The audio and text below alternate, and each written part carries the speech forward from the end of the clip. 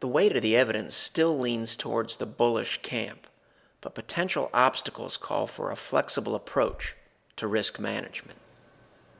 To view the video in full screen mode, use this icon in the lower right-hand corner of your video player. Not much changed over the last week. In this video, we'll give some very specific levels to watch in terms of probabilities of bullish and bearish outcomes, RSI, momentum indicators, and some levels on the S&P 500. Not much change here. On the European front, some progress was made in terms of resistance, but nothing's been cleared up relative to the tired DeMark counts. And we still have triangles in play, and we'll show one specific example in this week's video. Using technical analysis to understand probabilities associated with various outcomes is similar to weather forecasting. As the inputs change, forecasts are adjusted. At Shivako Capital, we like to say the charts say what they say until they don't say it anymore. We'll cover a couple of bullet points below and then move on to some charts. Conditions have been improving in recent weeks, and thus we have adjusted our allocation to risk. We think in terms of probabilities. The odds favor bullish outcomes, which by no means eliminates the odds of bearish outcomes. To improve the clarity of the charts, use this icon in the lower right-hand corner of your video player. This is a daily DeMark chart for the S&P 500 index as of the close on Friday, December 7th. DeMark charts and indicators are proprietary tools from Market Studies, LLC. 13, 9 and 13s can signal this 9 is paired with this 13, can signal potential exhaustion, excellent signal. Here's the edge of a 13, excellent signal. We still have this 9 and this 13 active. I know that because this risk level is still in play here. This 9 and this 13 allows for the stock market, the S&P 500, to move all the way towards 1492, and this signal can still remain active. Therefore, 913 allows for more upside. Some good signs. This is a propulsion target. These green diamonds here, typically what you'll find if you study historical charts, when you exceed these green levels and they turn to diamonds, as they did here, good things tend to happen. Held roughly at the yellow momentum lines for propulsion, held at the yellow, good things happened. We're still above the yellow here. It's at 1390. What this tells us is if we move below 1390, the odds or probabilities of moving towards 1358 increase. This is also a level at 1359 and changes at TDST level if we significantly go below here. Have to know that you can flirt with these lines as we did here. So you're looking for confirmation from other signals if you break this line. We're above the yellow.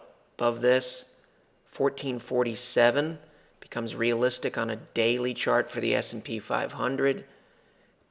Tom DeMark lines or TD lines also give you probabilistic targets. These worked very well on the downside. The upside target that's active for the S&P 500 is at 1477 on a daily chart. Moving out and shifting gears to a weekly chart of the S&P 500, 9 and a 13 potential exhaustion, good signal. 13 here, good signal.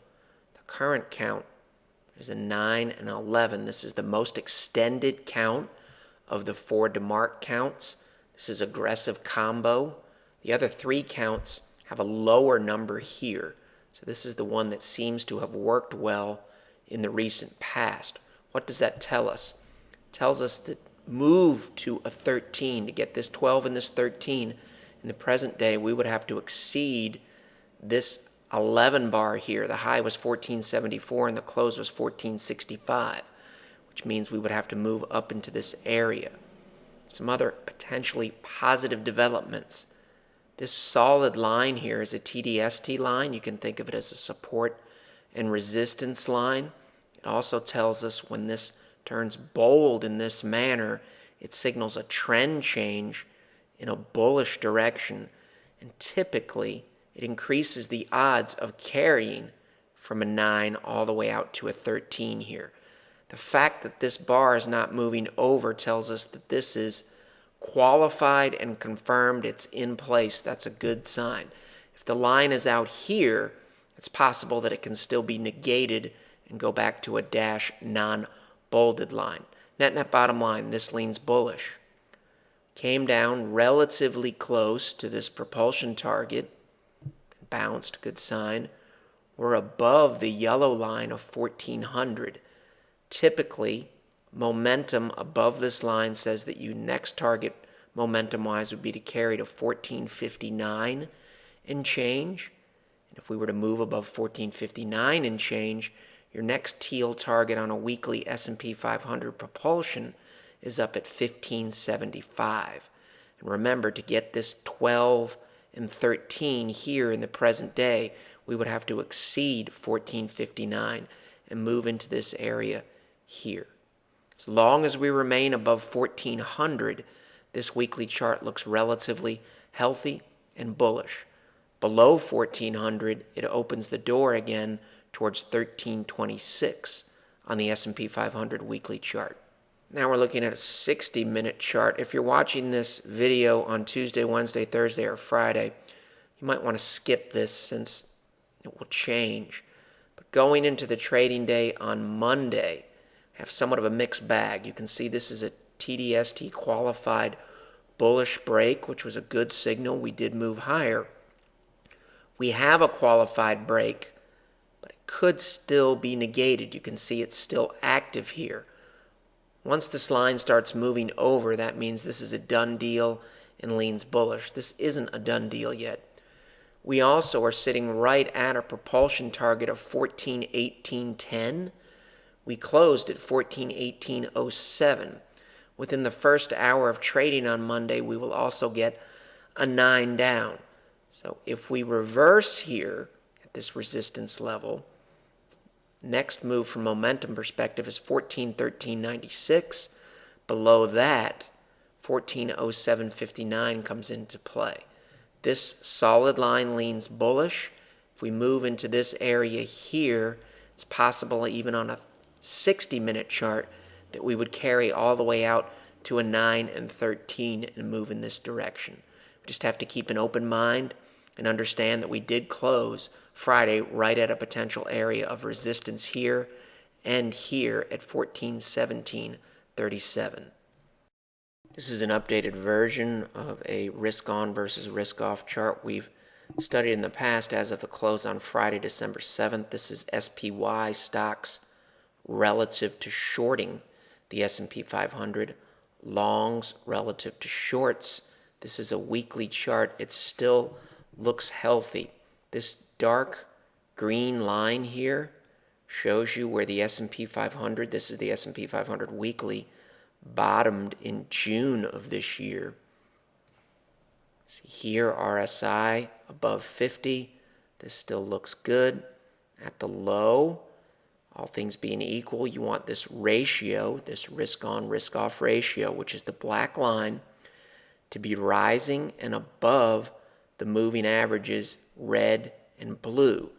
You also would prefer to see the EMA 3, the shorter-term moving average, over the exponential moving average 6 weeks red. Bullish cross. This is what a bottom looks like. Bullish cross. This looks good. Have to be aware, you can get whipsaws. Keep an open mind. If we come down, again, dark line is the bottom. Histogram ticking up. Histogram ticking up. Black MACD somewhat flattening out between June and July. Somewhat flattening out. Williams percent R still looks healthy now. This This is what a bottoming process looks like. All things being equal, you'd prefer to see this over negative 50. We're still over negative 50. S&P 500 bottoms here, the green line, 80x, green over red, good things happen. Green over red, hopefully good things will happen if you're a bull. Rate of change, here's your bottom. Good things happened in stocks. Came up, weak, came up, weak at the same point.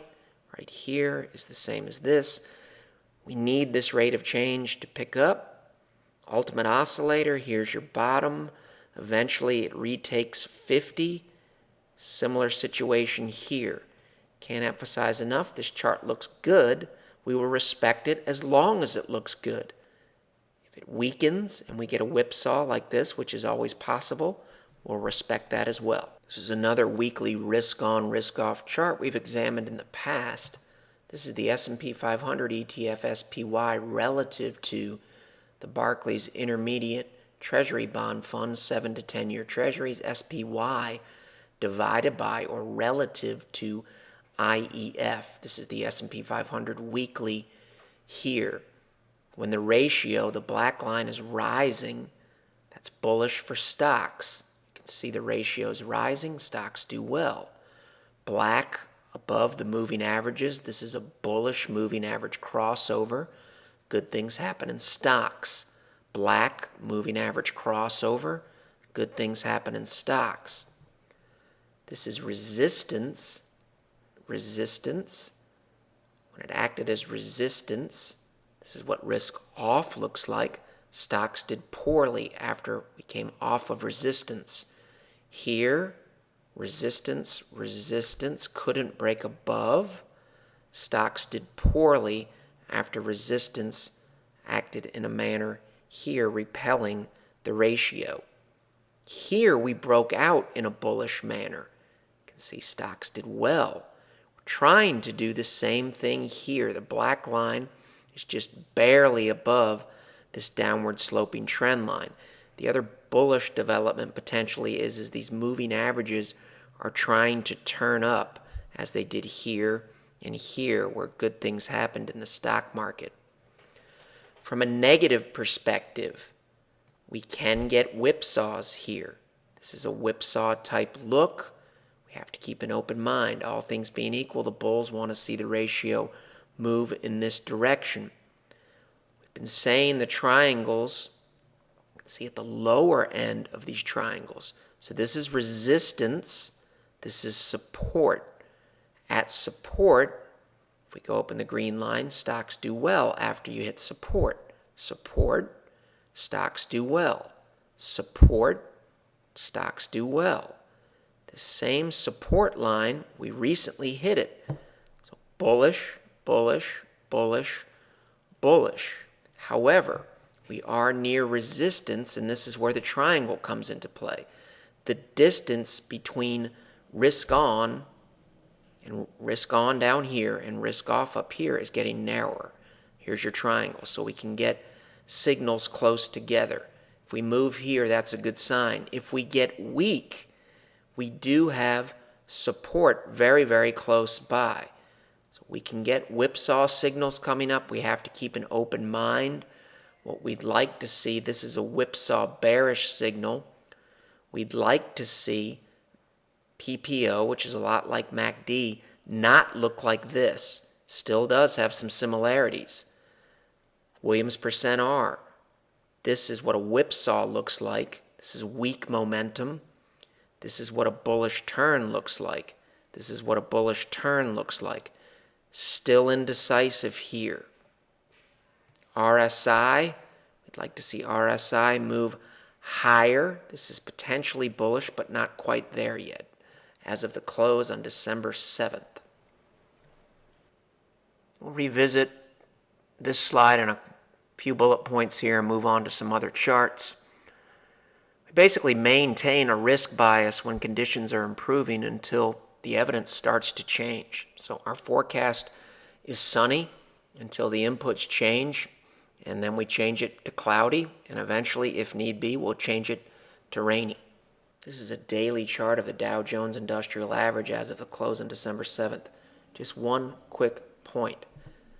Out of the S&P 500, the NASDAQ, and the Dow, it appears that the Dow has the path of least resistance. If we moved up to these lines here from Friday's close on the 7th, that's somewhere in the neighborhood of a 126-point gain in here to 135-point gain. Typically, you moved from here to here. In a bearish manner, we moved from here to here. A similar move would take us from here to this resistance level here. Now we're looking at a daily chart of the S&P 500.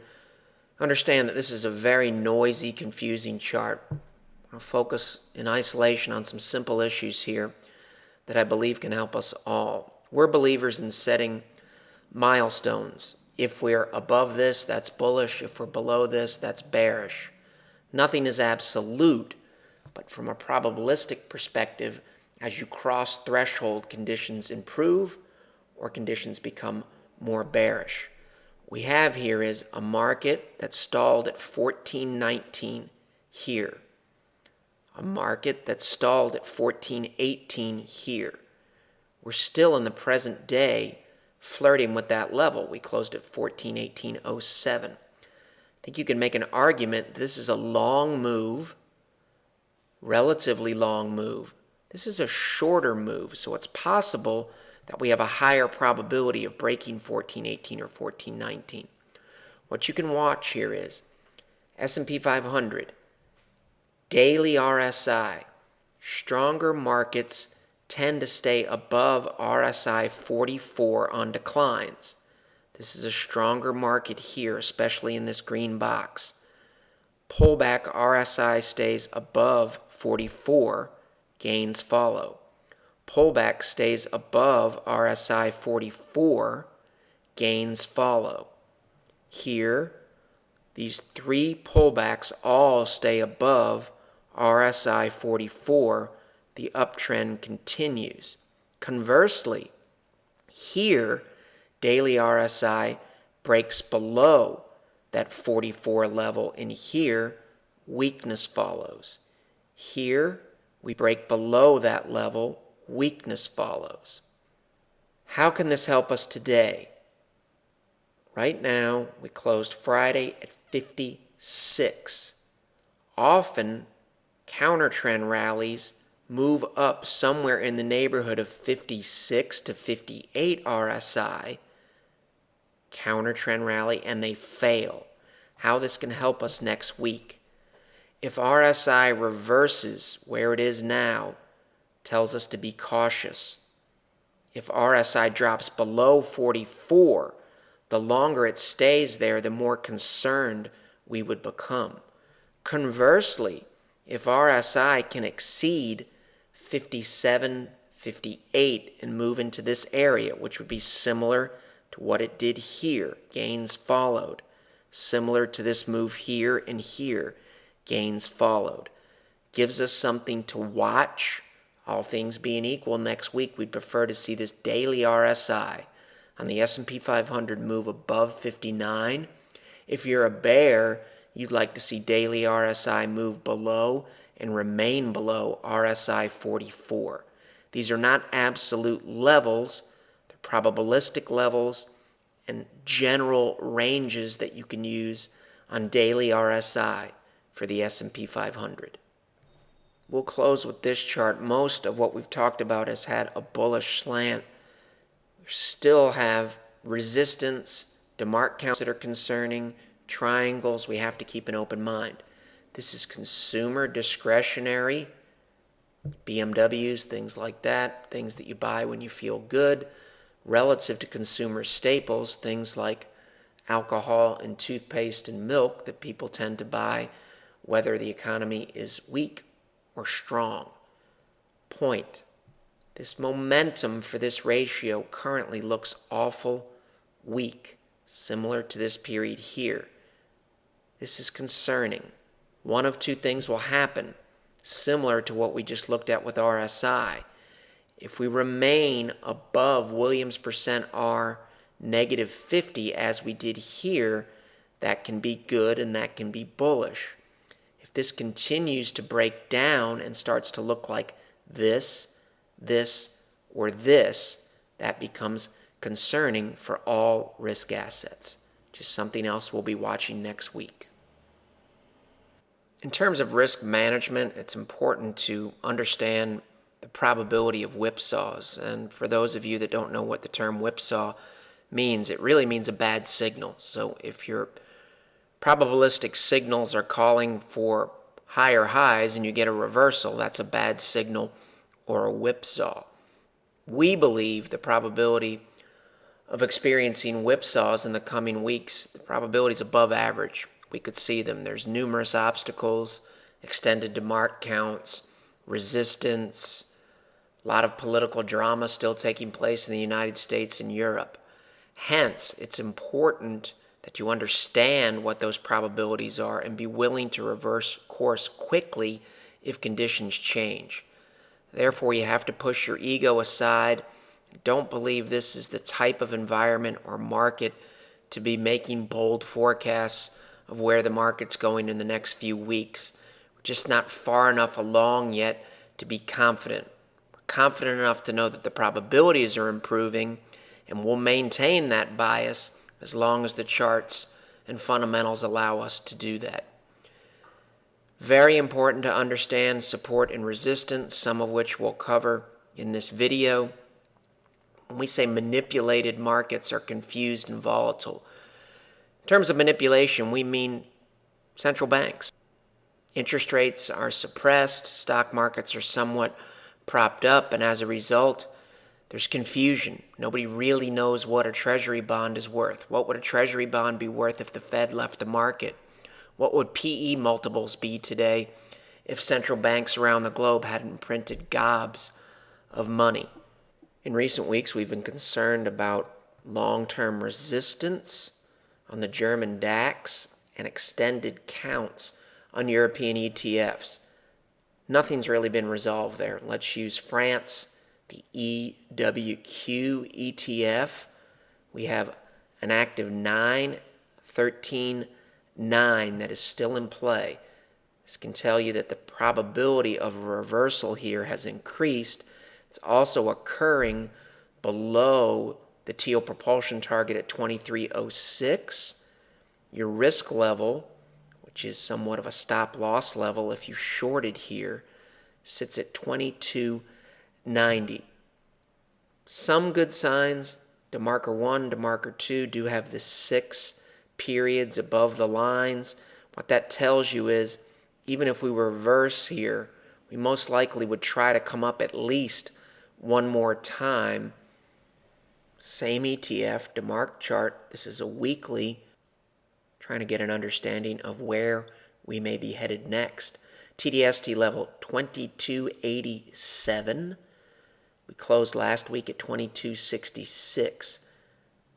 If we can move above this line, especially in a convincing manner, the next propulsion target on a weekly chart is 2521. This level here, 2287 on EWQ, can help us with all risk assets. All things being equal, the bulls would prefer a break in this direction. The bears would prefer a reversal. Using our disciplined approach and disciplined models, we make decisions based on facts and the weight of the evidence, looking at the big picture, rather than making decisions on our opinion, someone else's opinion, or forecasts. In the present day, it's extremely important to understand and respect systemic risk and understand how that relates to fundamentals. An example would be when the mortgage market and housing market collapsed, the economy collapsed after the fact. So if the bond market in Europe or in the United States were to collapse, it really doesn't matter what the outlook is in the short run for Apple's earnings. If the system collapses somewhere, Apple stock, PE multiples, all of that will come down. And one of the reasons why markets have been so volatile and jittery is the bigger players understand what's happening in terms of systemic risk. The more of that they can remove in the United States and Europe, the higher the probability that risk markets can move higher. The material in this video has no regard to the specific investment objectives, financial situation, or particular needs of any viewer. This video is presented solely for informational purposes and is not to be construed as a solicitation or offer to buy or sell any security or any related financial instruments, nor should any of the content be taken as investment advice.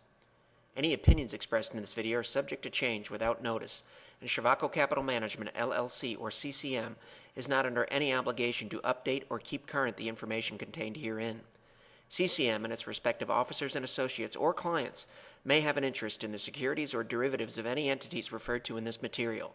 CCM accepts no liability whatsoever for any loss or damage of any kind arising out of the use of all or any part of this material. We recommend that you consult with a licensed and qualified professional before making any investment decision.